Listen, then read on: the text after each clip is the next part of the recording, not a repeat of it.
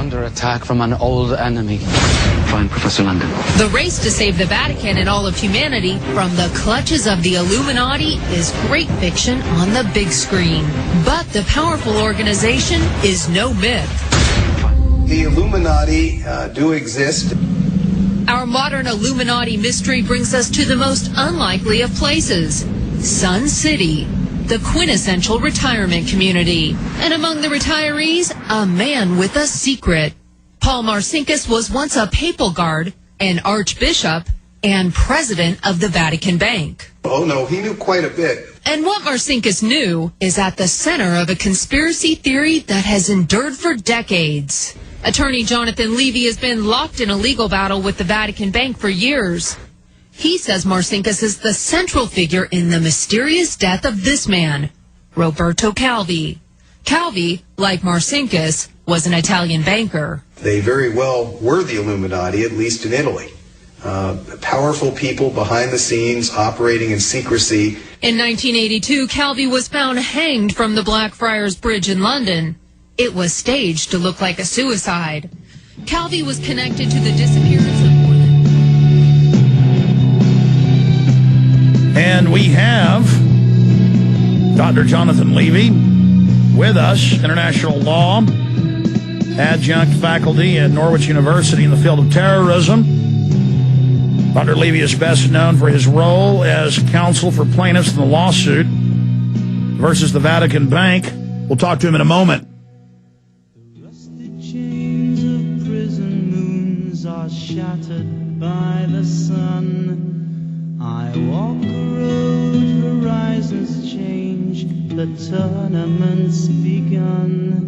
The purple piper plays his tune, the choir softly sing.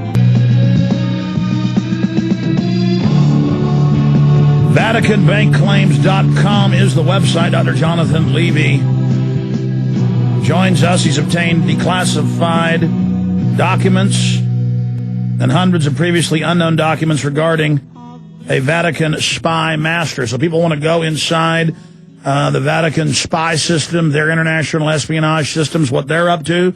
Well, we look long and hard to find actually a real accredited expert on this and not one of the myriads of quacks and weirdos out there. But I think this guy's got some pretty good background and research. Dr. Jonathan Levy, professor at Norwich University. Sir, thank you for joining us. Tell us, because, in a 3-minute newscast, we only played part of it.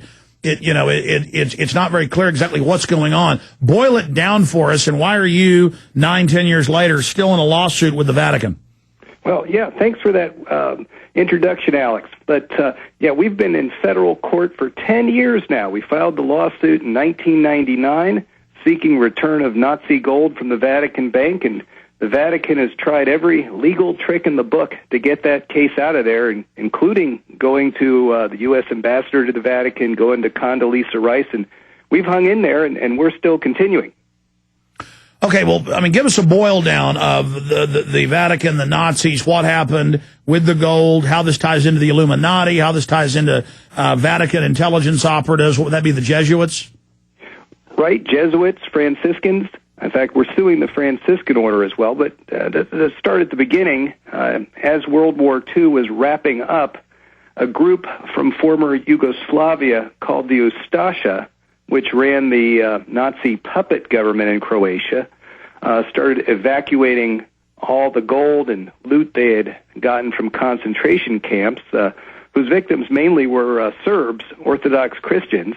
And they were welcomed at the Vatican. A 10-truck convoy of loot was driven into St. Peter's Square and deposited at the Vatican Bank in 1946.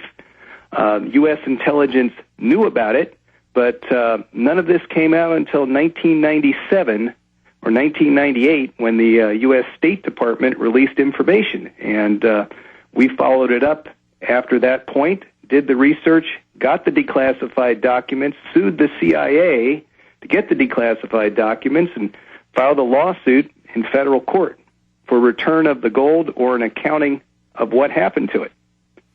Well, obviously the Nazis had robbed much of Russia and Western Europe, the Mediterranean, and just unbelievable art, huge salt mines full of gold, diamonds, Rembrandts, and a lot of it disappeared to the U.S., the Russians, but also, as you were reporting, the Vatican. Continue with your lawsuit, the documents you got, where this money went, where these Nazis went, or these Nazi puppets went, and how this ties in to the Vatican Bank and that news piece we just played part of dealing with the Illuminati. Sure. To cut to the chase on the Illuminati, how do you move literally tens of millions or hundreds of millions of dollars worth of gold after the end of the Second World War, when you know it's contraband, Italy's occupied by the U.S. Military? Well, you do it in connection with some very powerful folks. And people in the CIA, Jim Angleton, who went on to be head of CIA counterintelligence, was involved. British intelligence, the MI6, was involved with this plot.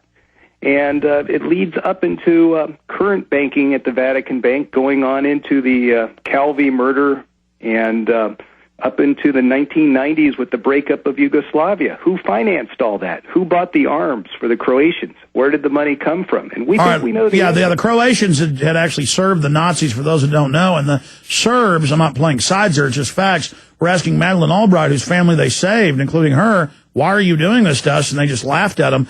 But I'm glad you know the history. That's why researching your stuff, it's so accurate for my own research. It's good to find somebody out there who knows more than I do. I don't know that much, but who is actually accurate.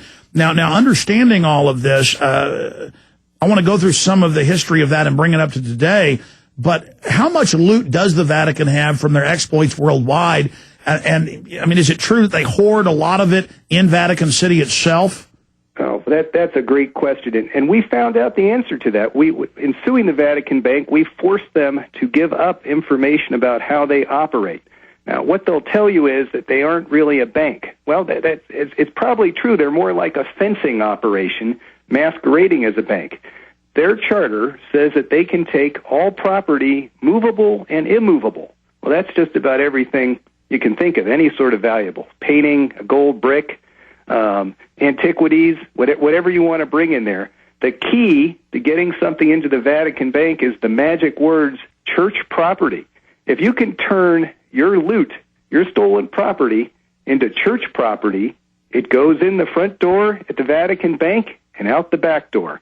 And the Nazis aren't the only ones who have done it. The Mafia has used the Vatican Bank for years, and a fella who I've been in contact, Marty Frankel, who's sitting in a federal prison in Texas for his part in the disappearance between somewhere of $50 million and $250 million of insurance money. All went into the Vatican Bank. I mean, really, doesn't the Vatican operate kind of like one of these, the Cayman Islands or the Bahamas, or the way the Swiss do? The Swiss are the armorers for the Vatican, historically, are their bankers.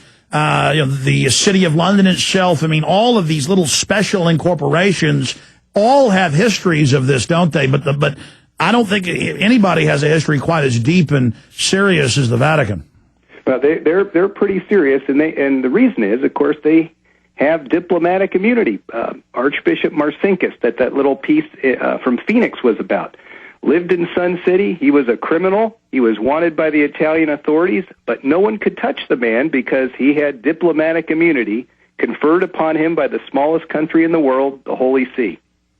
So that goes back to the old thing of sanctuary.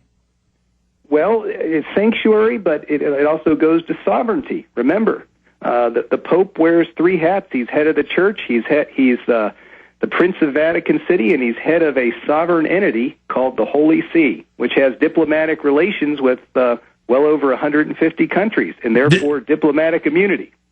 Did you see how the Vatican refuses to pay Italy their power bills? I mean, again, I'm not hearing a Vatican bashing fest. It just needs to be looked at. Is there any idea how great the wealth of the Vatican is, or is that a secret? Well, it's not a secret. The Vatican will come out with some phony figures every year saying they're worth about $24 million. But the wealth is unbelievable, and it's what we've discovered in just suing the Franciscan order was that at one address in California, at one little address at one monastery in California, 24 different corporations were registered. Now, you add that up from place to place, and there are literally tens of thousands of entities masquerading as independent entities that are all really the Catholic Church.